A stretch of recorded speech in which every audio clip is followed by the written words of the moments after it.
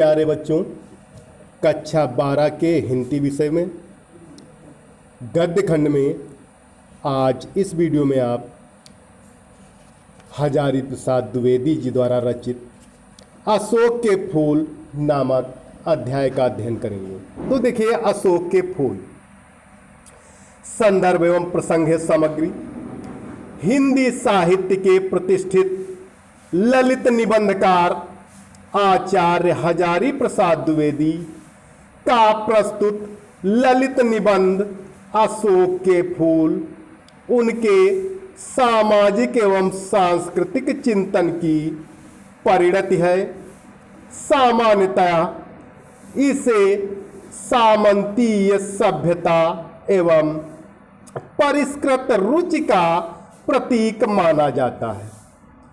भारतीय परंपरा में अशोक के फूल दो प्रकार के होते हैं।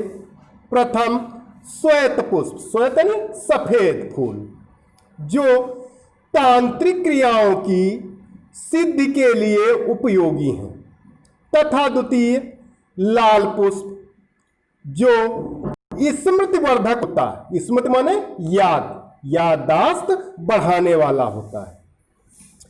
कंदर्प के 5 तुड़ीरों में स्थान पाने वाला अशोक का फूल आज उपेक्षित क्यों है, जबकि अशोक वृक्ष की पूजा गंधर्वों और यक्षों की देन है। भारतवर्ष का स्वर्णयुग इस पुष्प के प्रत्येक दल में मादकता के साथ लहरा रहा है। उस मादकता की अनुभूति के लिए कालिदास जैसी दृष्टि आवश्यक है। लेखक ने अपनी बहुमूल्य सांस्कृतिक धरोहर की लोगों द्वारा उपेक्षा करने की ओर संकेत दिया है। 2000 वर्ष पहले की तरह अशोक आज भी उसी मस्ती में झूम रहा है। बदली हुई मानसिकता के कारण हम उसकी अच्छाइयों को समझने में असमर्थ हैं, परंतु द्विवेदी जी की सूक्ष्म एवं पैनी दृष्टि उन छोटी छोटी महत्वपूर्ण चीजों को देख बिना नहीं रह सकी। देखिए, अशोक के फूल। अशोक में फिर फूल आ गए हैं। इन छोटे छोटे लाल लाल पुष्पों के मनोहर स्तबकों में कैसा मोहन भाव है। बहुत सोच समझकर कंदर्प देवता ने लाखों मनोहर पुष्पों को छोड़कर सिर्फ 5 को ही अपने तुड़ीर में स्थान देने योग्य समझा था। यह एक अशोक ही था। लेकिन पुष्पित अशोक को देखकर मेरा मन उदास हो जाता है। इसलिए नहीं कि सुंदर वस्तुओं को हतभाग्य समझने में मुझे कोई विशेष रस मिलता है। कुछ लोगों को मिलता है, वे बहुत दूरदर्शी होते हैं। जो भी सामने पड़ गया उसके जीवन के अंतिम मुहूर्त तक का हिसाब वे लगा लेते हैं। मेरी दृष्टि इतनी दूर तक नहीं जाती, फिर भी मेरा मन इस फूल को देखकर उदास हो जाता है। असली कारण तो मेरे अंतर्यामी ही जानते होंगे। कुछ थोड़ा सा मैं भी अनुमान कर सकता हूं, बताता हूं। भारतीय साहित्य में और इसलिए जीवन में भी इस पुष्प का प्रवेश और निर्गम दोनों ही विचित्र नाटकीय व्यापार है। ऐसा तो कोई नहीं कह सकता कि कालिदास के पूर्व भारतवर्ष में इस पुष्प का कोई नाम ही नहीं जानता था, परंतु कालिदास के काव्यों में यह जिस शोभा और सुकुमार का भार लेकर प्रवेश करता है वह पहले कहाँ था।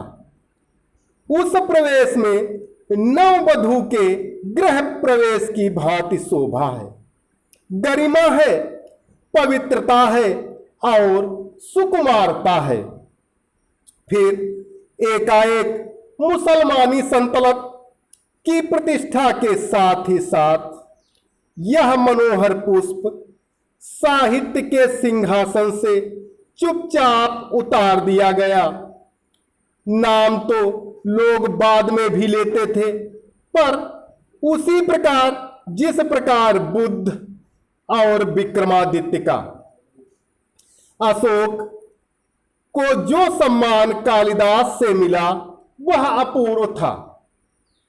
सुंदरियों के आसिंजनकारी नूपुर वाले चरणों, सुंदरियों के आसंजनकारी नूपुर वाले चरणों के मृदु आघात से वह फूलता है। आसंजनकारी माने होता है झंकार उत्पन्न करने वाले, नूपुर, नूपुर माने बिछुए, और मृदु माने मीठा, आघात माने चोट।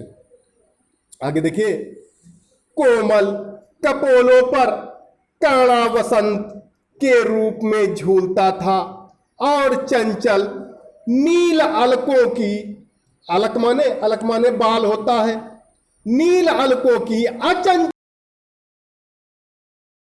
बढ़ा देता था। वह महादेव के मन में क्षोभ पैदा करता था, महादेव के मन में क्षोभ पैदा करता था। मर्यादा पुरुषोत्तम के चित्त में सीता का भ्रम पैदा करता था और मनोजन्मा देवता अर्थात कामदेव के एक इशारे पर कंधे पर से ही फूट पड़ता था।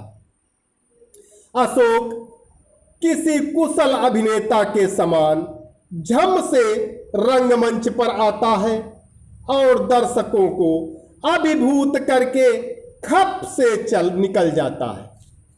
ऐसा क्यों ऐसा हुआ?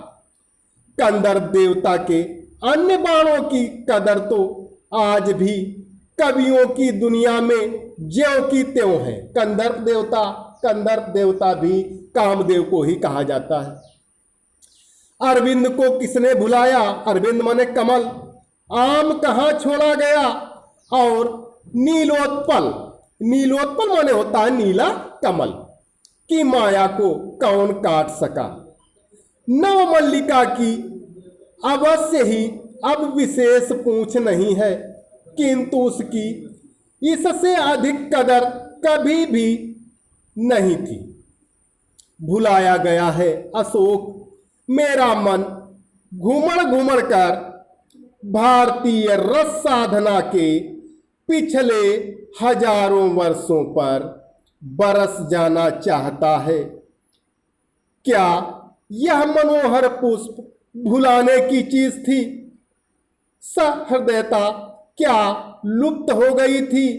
कविता क्या सो गई थी? ना, मेरा मन यह सब मानने को तैयार नहीं है। जले पर नमक तो यह है कि एक तरंगायित पत्र वाले निफूले पेड़ को सारे उत्तर भारत में अशोक कहा जाने लगा। याद भी किया तो अपमान करके। तो प्यारे बच्चों, आज इस वीडियो में इतना ही। सभी विद्यार्थी जितना आज पढ़ाया गया है उसे अपने शब्दों में लिखकर होमवर्क वाले ग्रुप पर अवश्य डालें। धन्यवाद।